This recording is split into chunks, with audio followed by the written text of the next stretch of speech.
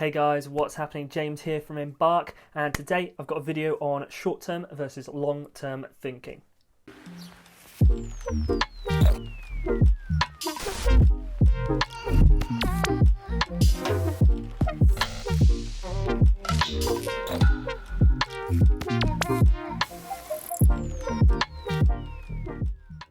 Man, now this is an issue I see all the time, and it's one that I've been talking to with friends and family and acquaintances for years, and it really frustrates me. It's a massive issue that plagues society as a whole in politics and laws, and it's also an issue with individuals through rash decision making, lack of awareness and critical thinking.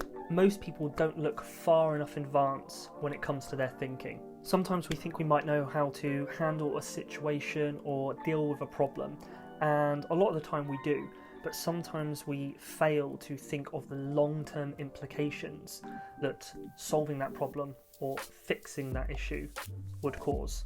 But it's not all bad. Sometimes short-term thinking can benefit us.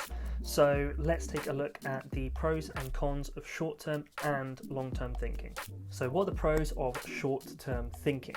Short-term thinking can sometimes lead to necessary action. Of course, if there's a decision to be made and it's between two choices and you pause and decide not to do either, that in itself is a decision. That is the third decision, the secret third decision, and that indecisiveness can cause a lot of issues. Some decisions are time dependent and you need to think and act quickly. It's sometimes better to make a decision on short-term thinking and then adapt on the fly.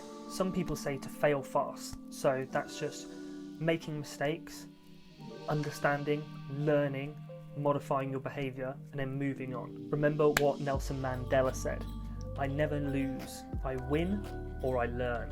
So, what are some of the cons of short-term thinking? The obvious downside to short-term thinking is that you rush into decisions. They might seem okay in the short term, but in the long term, there's issues that will arise because of those actions. Again, you'll have to weigh up the decision whether it's worth it for the reward of short-term action and then have to deal with long-term consequences down the line. Is this just kicking the can down the road or crossing the bridge when you come to it? What happens if short-term thinking leads to an irreversible decision? And this is when things get messy, especially when we're talking about entire society, because decisions aren't just going to affect people in the immediate vicinity. It's going to affect people hundreds of miles away. An example of this would be the AB5 law passed in California. If you're familiar with this, then just skip on to this timestamp. Otherwise, I will go into a little bit of information and detail about it. The gig worker bill came into effect in January 1st, 2020. It was first introduced by Assemblywoman Lorena Gonzalez with the intentions to help freelancers. So the new law affects mostly creatives, and it states that you can only work for a certain amount of companies and do a certain amount of projects. The only other option for these businesses now is to hire the freelancers full time. So what happened? Well, thousands of people lost their jobs, of course. This was so painfully obvious to see as an effect of that decision. Now, I don't know the Assemblywoman, so I can't comment on her character as a person. I can just give her a benefit of the doubt and say that she had best intentions to help freelancers out. Now, of course, freelancers know their positions. They work on a flexible structure where they do different projects for different companies, and they have these multiple revenue streams, and this is to protect them, so if they lose one of them for whatever reason, then they have others and that covers them. And that is the way they do things, and the reason they do that is because they want the freedom to be able to work for themselves and pick and choose the jobs and what they write on, what they do, what they're going to be designing for, etc. But in this circumstance, they were immediately limited on the amount of projects they could do and who they could do it for. And instead of companies then hiring these freelancers full time, they decided to fire them because they couldn't do enough projects, because the freelancers couldn't do enough projects for the companies. therefore they have to let them go. It was either they just do a few projects for you or you hire them, and they decided to not hire them, and if that freelancer had already used up their quota of projects, then they couldn't do the work for the company and they were gone. And not only this, but it applied to people living in California, freelancers living in California, but working for companies in other states. So this had a huge effect. This was short-term, naive thinking at its very core. All you'd have had to do is ask 5 to 10 random freelancers whether they thought it was a good decision, and they would have said, no, definitely not a good decision. It ruins the way that they operate as freelancers. So let's take a look at long-term thinking now. So what are the pros of long-term thinking? So thinking long-term is great at helping you find problems and issues before you make a decision.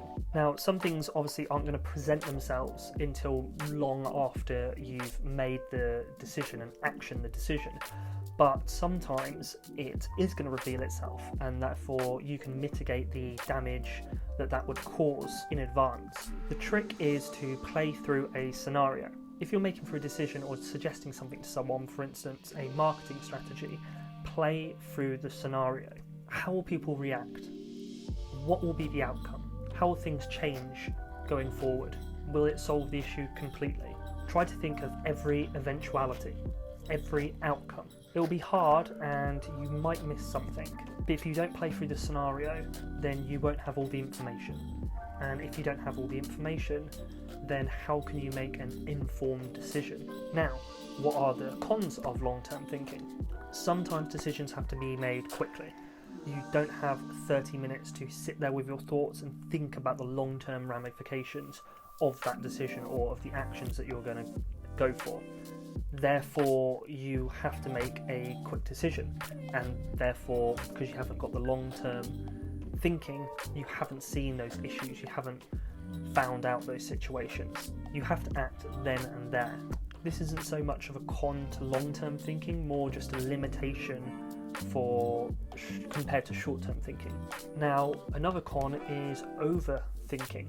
We want to be thinking long-term, but we can't be thinking for days and days about every little decision that we're going to make.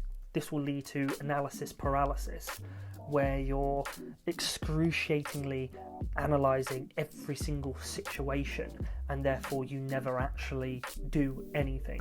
There is a balance to strike. This is sort of related to procrastinating, but the slight difference is with procrastinating, you are pretending to overanalyze everything as justification for not taking action. Whereas if you only think in short term, you would avoid this situation. So, which mindset is better? For me, I think it's a little bit of a mixture of the both of them. Obviously, they both have pros and cons. Therefore, I think a small mix of them is probably your best approach. Obviously, there's going to be some times where you have to think short term. So this is where being able to modify and adapt is going to be your best friend. You'll have to make a decision, stick with it, and then as issues arise, you'll have to just deal with them.